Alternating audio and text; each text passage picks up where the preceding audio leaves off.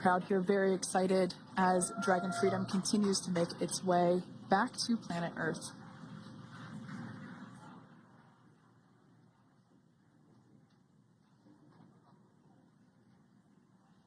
Next up, we'll stand by for the main deployment of the parachutes.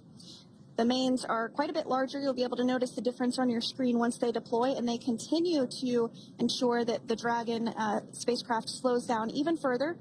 As we mentioned, Freedom will be traveling 16 miles per hour when it splashes down off the coast of Tallahassee, Florida, here at 2:57 p.m. Pacific time this afternoon. And there we go. We have visual on 4 healthy mains. That view was from inside. Freedom copy.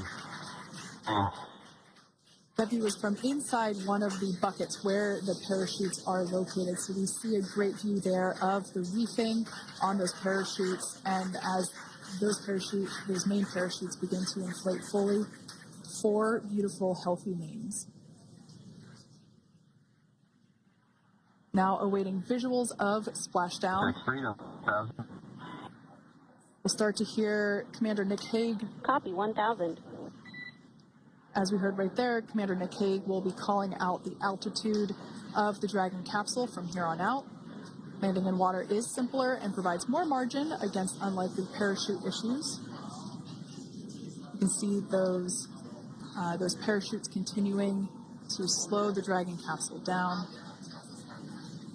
And if you're just joining us, you're looking at 800 meters. A live view of Crew 9, just minutes away from splashing down off the coast of Tallahassee, Florida. Splashdown 2 minutes from now at 2:57 p.m. Pacific. We do have 4 healthy mains really doing the job there. Just breathtaking views of a calm, glass-like ocean off the coast of Tallahassee, Florida. Crew 9 just minutes away from splashing down. This is really such an incredible shot. That Copy, 600.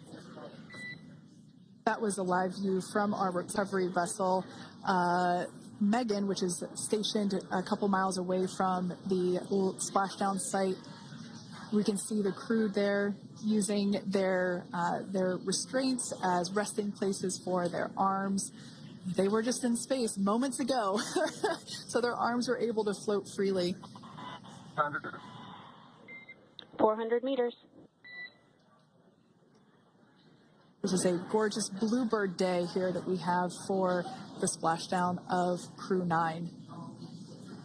It's incredible to think that the Dragon capsule just minutes ago was going over 17,000 miles per hour and now gently coasting to a soft splashdown. 200. Copy, 200 meters. Brace for splashdown.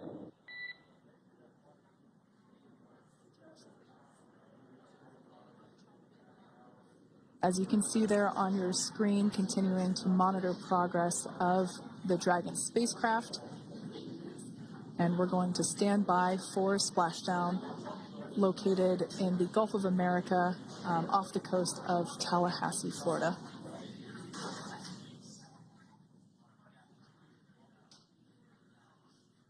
And splashdown. Crew 9 back on Earth.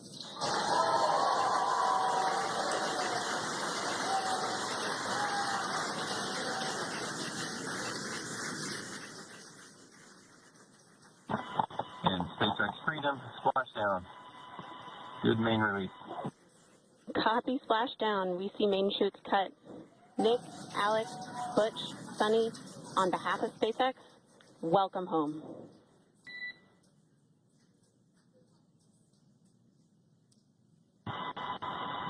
It is an amazing water ride. I see a capsule full of grams ear to ear.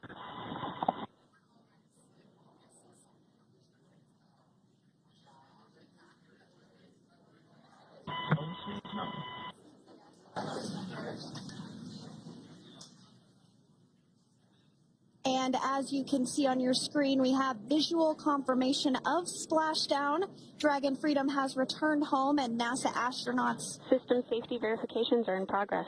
We'll report back when recovery personnel are en route.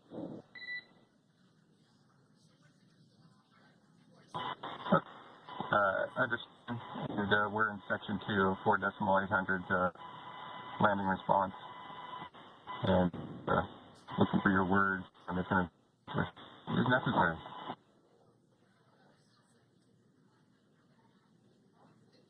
In the distance, we can see the recovery vessel making its way. Copy, you're in section 2 for the environmental assessment in 4.800. That is not necessary today.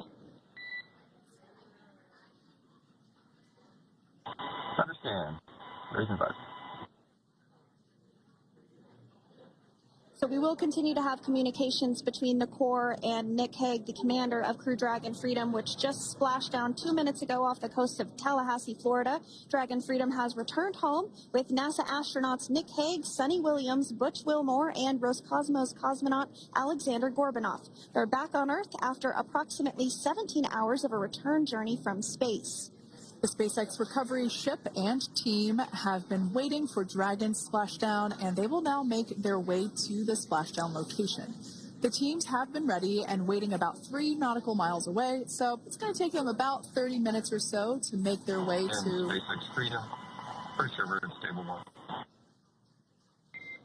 Copy, stable 1. We see the same.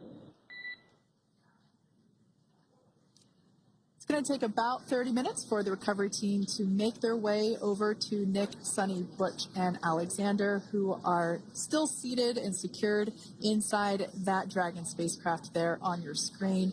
Incredible views there of that thermal protection system, or TPS.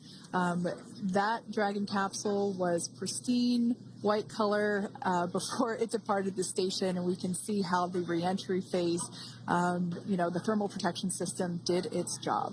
Now, if you're wondering what that hole, that like bucket area is, that is underneath the side hatch. That is where the main parachutes were stored. So when we saw the Dragon capsule docked at station, it looked very different. The panel that protects and covers the main parachutes, that was still intact, as well as the panels that enclose where the drogue parachutes are located.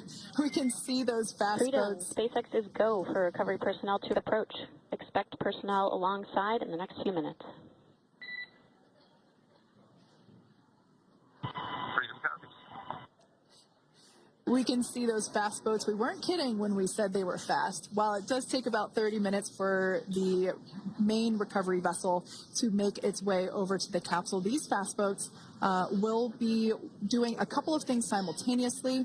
A couple of them are going to be working to retrieve the parachutes that you see in the background there of this drone shot. Those parachutes will be retrieved from the ocean surface. We want to make sure we are able to pull those out. The recovery vessel there closest to the spacecraft is going to be performing some safety checks. We can see there they're using an instrument that is basically working to detect if there are any hypergolic vapors or fumes that are still residing in and or around the Draco thruster nozzles or outlets. The hypergolic fuel, which is necessary for on-orbit burns to maneuver the spacecraft. Unfortunately, those hypergolics are unable to be breathed. They are toxic, and so this team here is doing those initial safety checks to make sure that it is safe for the rest of the recovery team to approach the spacecraft. They're also checking to make sure that any residuals from the pyros are safe and are not going to cause any issues. We can see the team working their way around the spacecraft to do these, basically these sniff tests on all of those Draco thrusters. And as we continue to await the recovery of our Dragon spacecraft with NASA astronauts Nick Hague, Sunny Williams, Butch Wilmore, and Roscosmos cosmonaut Alexander Gorbanov inside, Dragon has autonomously completed several steps to safe itself following splashdown. We are continuing to see Dragon in what is known as Stable 1 configuration. That's kind of the ideal configuration following splashdown. It's upright, and the Dragon capsule's in the right configuration for it to be hoisted into the recovery vessel Megan, which you do see a little ways off in your screen approaching. Dragon will continue to remain live on air with you through that recovery process, all the way through the point where the crew is extracted from the Dragon spacecraft. Now, if you are just joining us, the mission has gone smoothly so far. Dragon successfully splashed down off the coast of Tallahassee, Florida at 2:57 p.m. Pacific, 5:57 p.m. Eastern Time this afternoon. Approximately 17 hours prior to splashdown, Dragon autonomously undocked from the International Space Station, completed a series of departure burns, jettisoned its trunk section, and performed its final burn, the deorbit burn. This placed the Dragon spacecraft on a trajectory toward Tallahassee, Florida. Dragon successfully re-entered the Earth's atmosphere, followed by deployment of its parachutes to slow the spacecraft down to a gentle splashdown. We're now going to follow the Freedom. Hypergol sweeps and unfired ordnance checks are nominal. Rigging is in progress. Approximately 25 minutes until capsule lift. Stand by for PMC with SpaceX flight surgeon.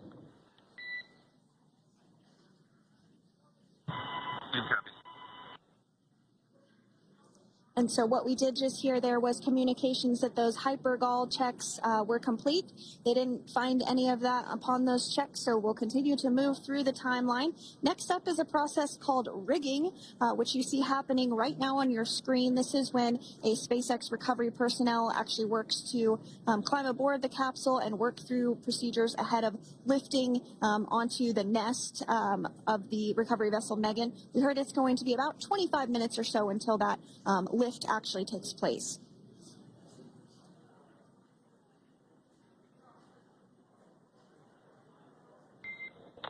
Okay, Freedom, the next call will be from the SpaceX flight surgeon on Dragon to Ground Private. Understand. Thank you. callouts there indicating that the crew will have the opportunity to do a quick check-in with the SpaceX flight surgeon. This is standard procedure for every Dragon spacecraft when it returns to Earth. It's just an initial check-in, make sure everybody is doing okay. They will also have another check-in with the flight surgeon once they are on board that recovery vessel that you see there in the background.